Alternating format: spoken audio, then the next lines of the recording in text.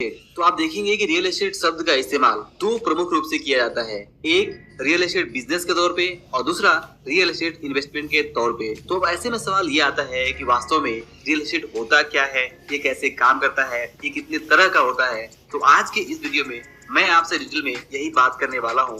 Real estate क्या होता है, रियल एस्टेट कितने प्रकार का होता है और रियल एस्टेट बिजनेस के तौर पे, रियल एस्टेट इन्वेस्टमेंट के तौर पे और रियल एस्टेट ओनरशिप के तौर पे किस तरीके से काम करता है। और वीडियो के अंत में मैं आपको रियल एस्टेट जुड़ी हुई एक बहुत ही इंटरेस्टिंग जानकारी भी दूंगा जिसे आपको जरूर जानना चाहिए। तो चलिए सबसे पहले ये समझते हैं कि रियल एस्टेट होता क्या है। तो दोस्तों, रियल एस्टेट को असली संपत्ति के रूप में जाना जाता है क्योंकि रियल एस्टेट जमीन से जुड़ा होता है और जमीन हम सभी के लिए एक असली संपत्ति है। वास्तव में जमीन के अलावा जो भी दूसरी संपत्ति है वो सभी जमीन की उत्पत्ति से ही संभव है। जैसे अगर बात करें किसी मकान की, बिल्डिंग की, घर की, दुकान की या फैक्ट्री की या किसी भी तरह के दूसरे प्रोडक्ट की भी, तो वो सभी आते हैं जमीन से ही। और इसलिए अगर जमीन की बात करें स्पेशली, तो जमीन एक रियल संपत्ति है, वास्तविक संपत्ति है, असली संपत्ति है। और इसीलिए जमीन से जुड़ी हुई जो भी संपत्ति है उन्हें हम रियल एस्टेट कहते हैं। रियल एस्टेट एक अंग्रेजी का शब्द है जिसका हिंदी अर्थ होता है जमीन, जायदाद या फिर अचल संपत्ति, जैसे कि खेती की जमीन या फिर ऐसे जमीन या प्लॉट जिसपे की घर या दुकान, इंडस्ट्री बनाए जाते हैं, या फिर कोई बना बनाया घर, दुकान, building, godown, factory, farm house, बंगला, अपार्टमेंट, फ्लैट या जो भी कहे जो जमीन से जुड़ी हुई चीजें हैं, संपत्ति हैं, वो सभी रियल एस्टेट के अंतर्गत ही आती है। तो इस तरह से सिंपली ये कहा जा सकता है कि रियल एस्टेट के अंतर्गत कोई भी खाली पड़ी हुई जमीन, खेती की जमीन या फिर किसी जमीन पर बनाए गए सभी तरह के घर, दुकान, office, school, hotel, factory, godown, जमीन से जुड़ी हुई सभी चीजें रियल एस्टेट के अंतर्गत आ जाती हैं। तो सिंपली अभी आपके मन में किसी भी तरह का कोई भी कंफ्यूजन नहीं होना चाहिए और आपको ये समझना चाहिए कि रियल एस्टेट का सीधा सा मतलब है जमीन, जायदाद और जमीन से जुड़ी हुई जो भी संपत्ति है, जैसे कि घर, दुकान, office, school, college, hotel, company, factory, godown या जो भी जमीन से जुड़ी हुई चीजें हैं वो सब कुछ रियल एस्टेट ही है। अब अगर बात करें रियल एस्टेट मुख्य रूप से कितने तरह के होते हैं, तो आप देखेंगे रियल एस्टेट मुख्य रूप से 5 प्रकार के होते हैं। सबसे पहला है जमीन यानी कि लैंड। आप देखेंगे कि जमीन भी अलग अलग तरीके के हो सकते हैं, जैसे कि खेती करने वाली जमीन, बंजर जमीन या फिर ऐसे ही खाली पड़ी हुई जमीन या फिर किसी भी तरह की कोई भी जमीन को हम रियल एस्टेट कह सकते हैं। अगर जमीन की कैटेगरी की बात की जाए तो जमीन की कैटेगरी भी बहुत सारी अलग तरह की होती है। जैसा हमने कहा, खेती वाली जमीन, बंजर जमीन, अनडेवलप्ड जमीन, डेवलप्ड जमीन या फिर किसी स्पेशल काम के लिए रिजर्व जमीन, जमीन का कोई छोटा टुकड़ा, बड़ा टुकड़ा या फिर कोई बड़े बड़े फार्म हाउसेज, ये सभी तरह के जो भी जमीन है, लैंड है, प्लॉट्स है, ये सब रियल एस्टेट के अंतर्गत आ जाते हैं। और इसके बाद दूसरी जो कैटेगरी है वो है रेसिडेंशियल रियल एस्टेट। हिंदी में कहे तो रहिवासी जमीन जायदाद यानी रेसिडेंशियल प्रॉपर्टी, जिसमें कि हम अपने परिवार के साथ रहते हैं, वहां पे हम कोई बिजनेस एक्टिविटी नहीं करते हैं। मतलब ऐसी कोई भी प्रॉपर्टी, ऐसा कोई भी मकान जो कि सिर्फ इंसान के रहने के लिए ही अलाउ किया गया है, उस तरह की प्रॉपर्टी को रेसिडेंशियल प्रॉपर्टी कहते हैं, जहाँ पे बिजनेस एक्टिविटी नहीं होती है। तो इस तरह से जो भी हमारे मकान है, कॉलोनी है, घर है या बिल्डिंग है या अपार्टमेंट है, ये सब इसी कैटेगरी में आते हैं क्योंकि हम यहाँ पे रहते हैं अपने परिवार के साथ। इसके अलावा तीसरी जो कैटेगरी है वो है कॉमर्शियल रियल एस्टेट। हिंदी में कहे तो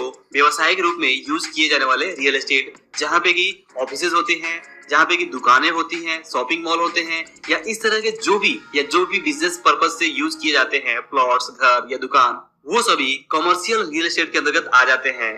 इसके अलावा चौथी कैटेगरी है इंडस्ट्रियल रियल एस्टेट। हिंदी में कहें तो औद्योगिक रियल एस्टेट, जिसमें कि वो जमीन, वो प्रॉपर्टीज आ जाती हैं जो कि सिर्फ इंडस्ट्रियल पर्पज से, औद्योगिक पर्पज से, गोडाउन या फैक्ट्री या फिर इंडस्ट्री के लिए ही रिजर्व रखे जाते हैं, वो सभी इंडस्ट्रियल रियल एस्टेट के अंतर्गत आ जाते हैं। अक्सर किसी भी शहर में कोई भी एक इलाका होता है जो कि इंडस्ट्रियल पर्पज से रिजर्व कर दिया जाता है और वहाँ पे इंडस्ट्रियल उद्योग को डेवलप किया जाता है। और इस तरह की जो भी प्रॉपर्टीज वहाँ पे बनाई जाती हैं वो इंडस्ट्रियल प्रॉपर्टीज होती है, इंडस्ट्रियल रियल एस्टेट होता है। इसके अलावा जो 5वीं टाइप की रियल एस्टेट है वो है गवर्नमेंट ऑन रियल एस्टेट। मतलब कि जो ऐसी प्रॉपर्टीज है, जो ऐसी जमीनें हैं जो गवर्नमेंट अपने अंदर में रखती है, जैसे कि रोड हो गए या इस तरह की जो भी गवर्नमेंट की अपनी खुद की प्रॉपर्टीज है, जहाँ पे गवर्नमेंट अपने ऑफिसेज बनाती है, अपने गोडाउन बनाती है, अपने जो भी गवर्नमेंट पर्पज से जो ऑफिसेज, बिल्डिंगे या जमीनें यूज की जाती है, वो सभी गवर्नमेंट ऑन रियल एस्टेट होती हैं। तो दोस्तों, ये है 5 तरह के रियल एस्टेट, जो कि सबसे पहला है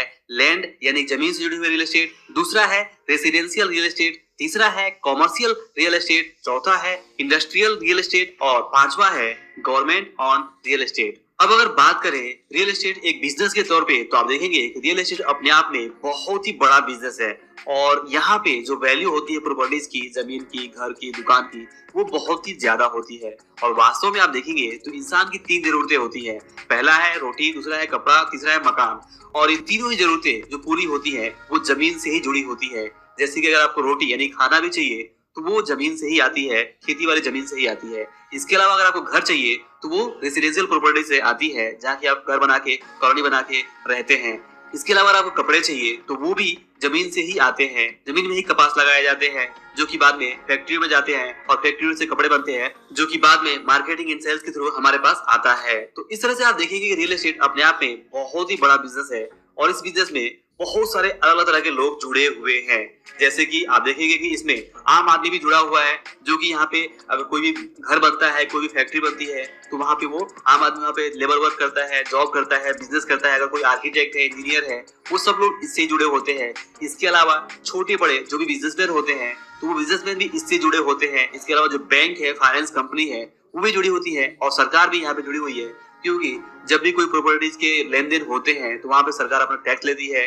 अगर कोई प्रॉपर्टी वहाँ पे डेवलप की जाती है, कोई रेसिडेंशियल प्रॉपर्टी, कोई इंडस्ट्रियल डेवलपमेंट होता है तो वहाँ पे भी सरकार का अपना हाथ होता है। वास्तव में रियल एस्टेट इतना इंपॉर्टेंट है, रियल एस्टेट के डेवलपमेंट से ही समझ में आता है कि कोई नगर, कोई शहर, कोई देश, कोई राज्य कितना विकास कर रहा है। तो जैसे आप देखेंगे कि अमेरिका में जो रियल एस्टेट है बहुत ही ज्यादा डेवलप्ड है किसी भी दूसरे देश की तुलना में। और इवन अगर आप इंडिया की बात करें तो मुंबई या दिल्ली जैसे शहरों में आप देखेंगे कि रियल एस्टेट बहुत ज्यादा डेवलप्ड है और बाकी दूसरी जगहों पे उतना डेवलपमेंट नहीं है।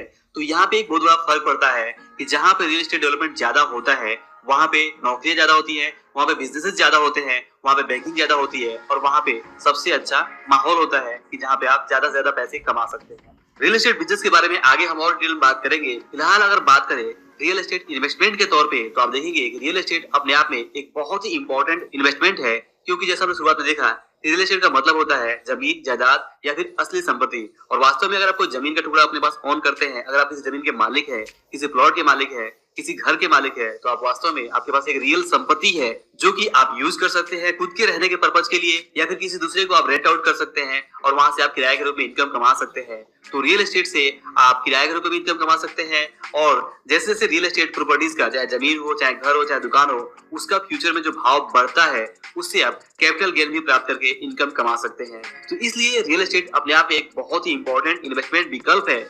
और यहाँ पे बस ये दिक्कत है कि आपको रियल एस्टेट इन्वेस्टमेंट करने के लिए अक्सर ज्यादा पूंजी की आवश्यकता होती है।